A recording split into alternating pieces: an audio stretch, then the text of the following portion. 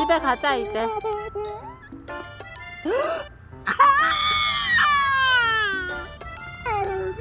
추워서 이제 집에 가야 돼.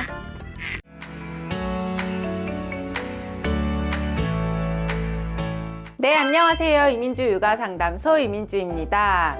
그동안 훈육 관련한 영상을 작은 주제별로 나눠서 지속적으로 공유해드리고 있는데요. 훈육의 마지막 단계에서 아이가 부정적인 마음, 떼쓰는 행동을 대체할 수 있는 표현 방법을 알려주어라 라고 코칭을 드렸더니 이 대체할 수 있는 표현 방법이 구체적으로 어떤 것이 있는지 댓글을 통해 정말 많이 질문 남겨주셨더라고요. 그래서 오늘은 공격 행동과 떼쓰기를 대신할 표현법을 알려주는 방법에 대한 주제로 이야기를 나눠보도록 하겠습니다. 훈육을 할 때 아이의 발달 정도에 따라 훈육 방법이 다르다고 늘 말씀을 드렸죠. 36개월 이전의 아기들도 아이 발달 정도에 맞춰 훈육이 필요하기 때문에 제가 이 영상으로 훈육법을 알려드렸고, 또 36개월 이후의 아이들도 이 영상 참고하셔서 아이에게 상처 주지 않고 꼭 필요한 훈육을 해나갈 수 있길 바라면서 오늘은 훈육에서 마지막 단계에 있는 올바른 표현 방법 알려주기 코칭 드릴 텐데요.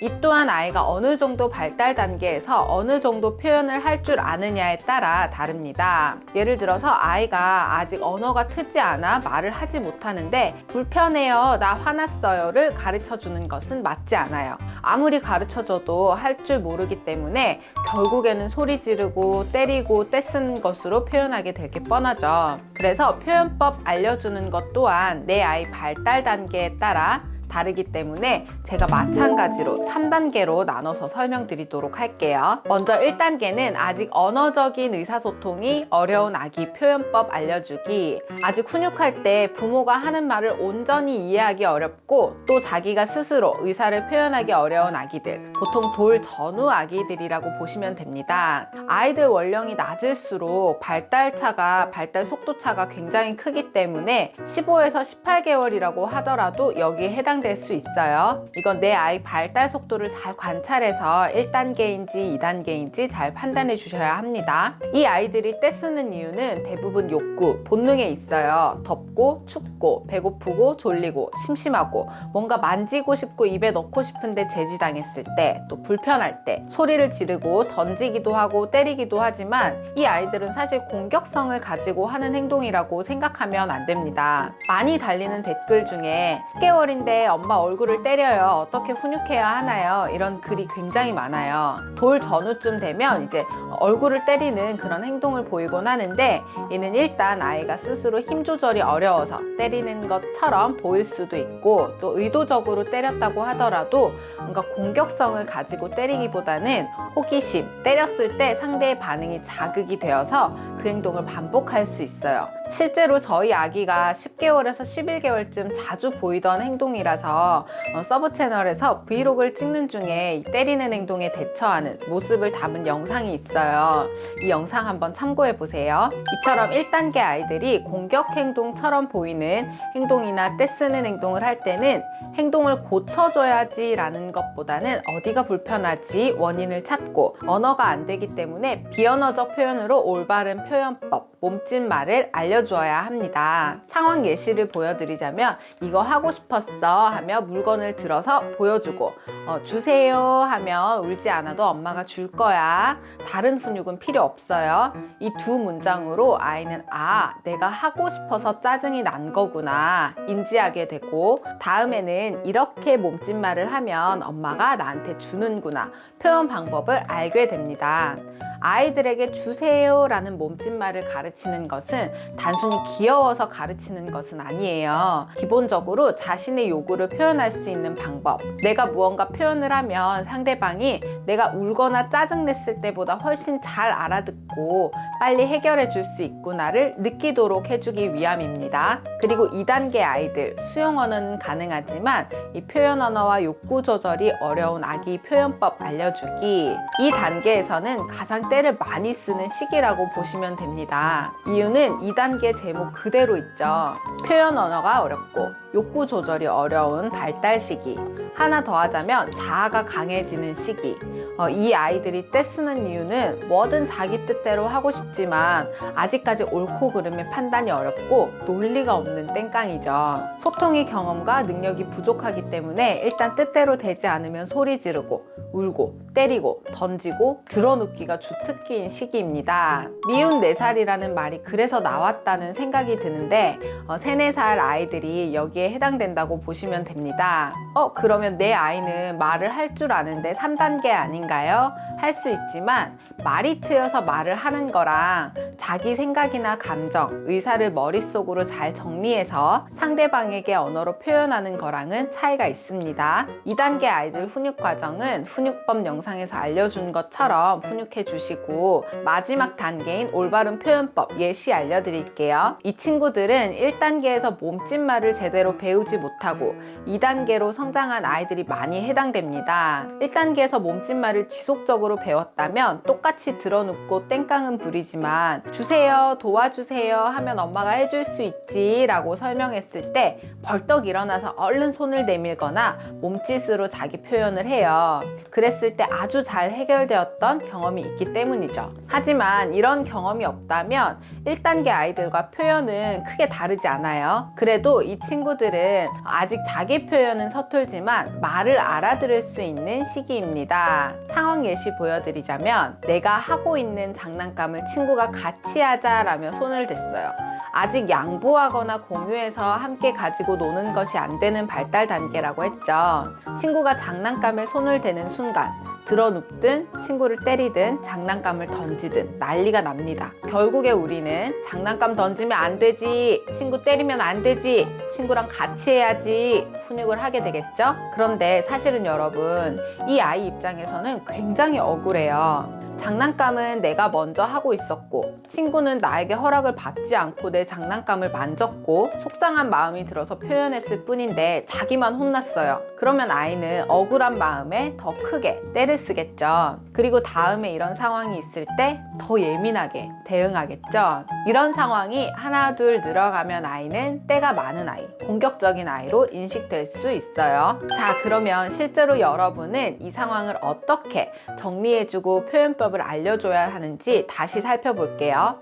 우선 아직 장난감을 나누거나 함께 공유하기가 어려운 발달임을 인지하고 인정해 주어야 합니다. 장난감을 만졌을 때 속상하고 화가 나는 아이의 부정적인 감정을 언어로 표현해 공감해 주어야 합니다. 그리고 친구에게 내 거야, 혼자 하고 싶어, 다 하고 빌려줄게 라고 표현할 수 있도록 알려줘야 합니다. 아이가 혼나야 하는 것은 단 하나, 공격적인 행동으로 대응하지 않아야 하는 것. 그 부분은 그래도 때리면 안 되는 거야, 던지면 안 되는 거야 꼭 짚어주세요. 그런데 여기서 훈육이 끝나면 때리면 안 되는 거구나, 던지면 안 되는 거구나, 네 대답은 하지만 다음에 또 이 같은 상황이 되었을 때 기분이 나쁘고 감정 조절이 어렵고 흥분하게 되면 때리고 던지게 되겠죠. 그래서 반드시 우리는 매 순간 반복해서 올바른 표현법을 함께 알려주어야 합니다. 보통 행복하고 기분 좋을 때 공격 행동을 하진 않아요.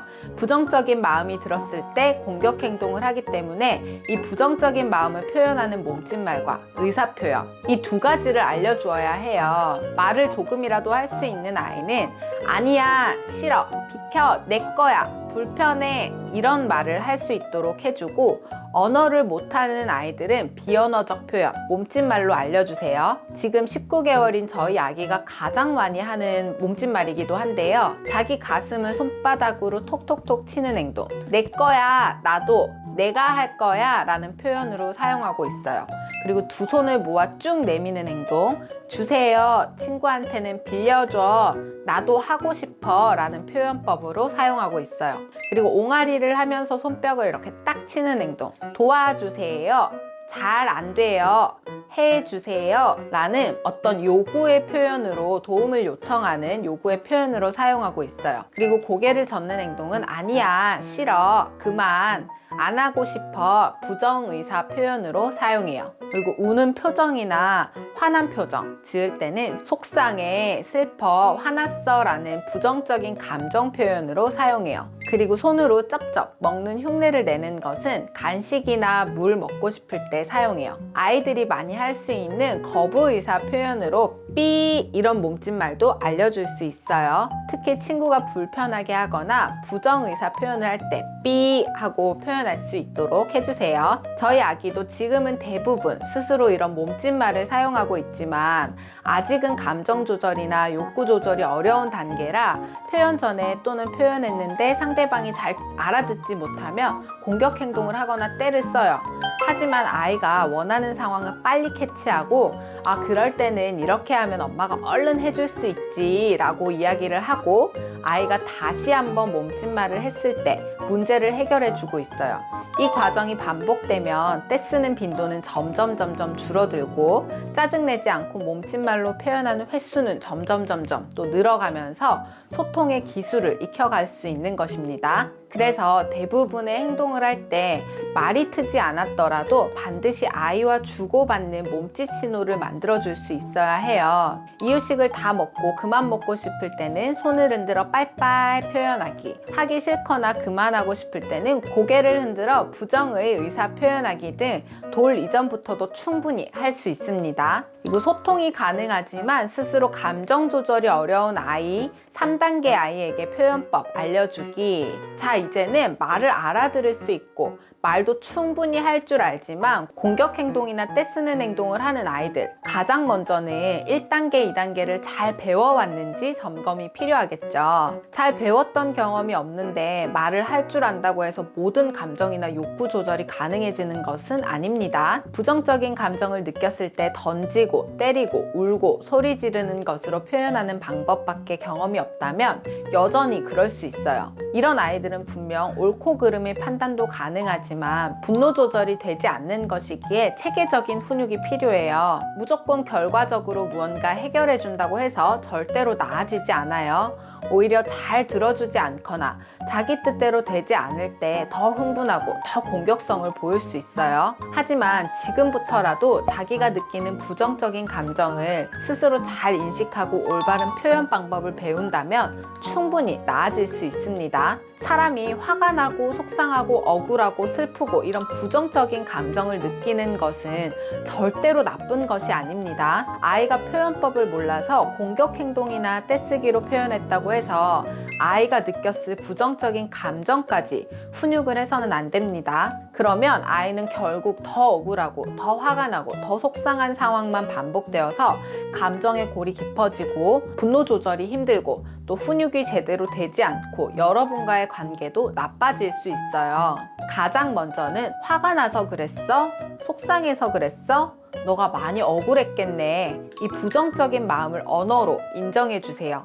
그 과정을 통해 아이는 이게 화가 날 때 느낄 수 있는 감정이구나. 그래, 내가 너무 억울해서 눈물이 나고 소리를 지르고 물건을 던진 거구나. 이 감정에 대해서도 배울 수 있어요. 그리고 자기 마음을 공감해 주는데 더 흥분하고 더 분노하는 아이는 없어요. 내 마음을 알아주는구나. 서러워서 더 울 수는 있어요. 하지만 아이가 느끼고 있는 분노, 흥분, 공격성은 가라앉아요. 그 다음에 안 되는 행동은 정확하고 단호하게 알려줘야죠. 그렇다고 해서 던지는 건 절대로 안 되는 거야. 때리는 건 무슨 일이 있어도 해서는 안 되는 거야. 훈육을 합니다.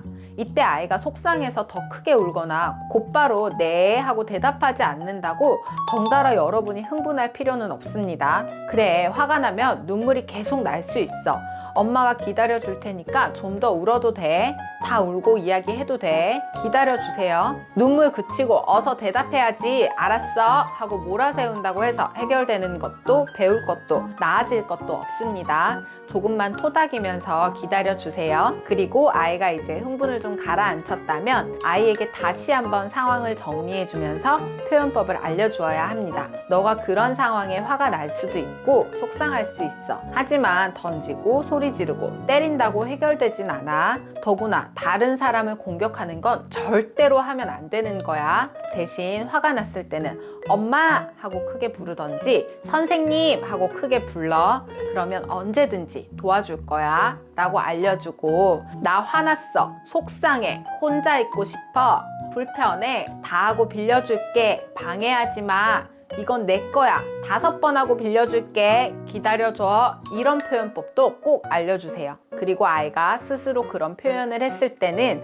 무한 칭찬을 해줘서 긍정적인 강화가 될 수 있도록 해주어야 합니다. 평소에 아이가 화가 좀 많은 아이거나 흥분을 좀 잘하는 아이라면 이 욕구나 감정을 표출할 수 있는 놀이를 경험하도록 하는 것 또한 도움이 될 수 있으니, 집에서 할 수 있는 풍선치기, 신문지 찢기, 블럭 쌓아 무너뜨리기, 주방 도구나 악기 두드리기, 클레이나 슬라임, 밀가루 반죽 이런 걸로 촉감놀이, 이런 경험들을 꼭 시켜주세요. 자, 이렇게 오늘은 부정적인 자기 감정을 제대로 표현하여 공격 행동이나 떼쓰기 빈도를 줄여나가는 방법을 아이 발달 단계별로 3단계 구분해서 알려드렸는데요. 뭐 10번, 20번 한다고 아이가 드라마틱하게 바뀌지는 않는다는 건 여러분 너무나 잘 알고 계실 거예요. 특히나 감정 조절은 성인도 쉽지 않아요. 그래서 우리도 화내지 말아야지, 감정적으로 훈육하지 말아야지 다짐하면서도 그게 잘 안 된다고 하잖아요. 아이들은 얼마나 더 어려운 일이겠어요. 그러니 반복적으로 지속적으로 알려주세요. 그 과정에서 여러분의 멘탈은 딱 잘 잡아주셔야 해요. 오늘의 육아도 화이팅 하시고 저는 다음 주에 또 만나요. 안녕.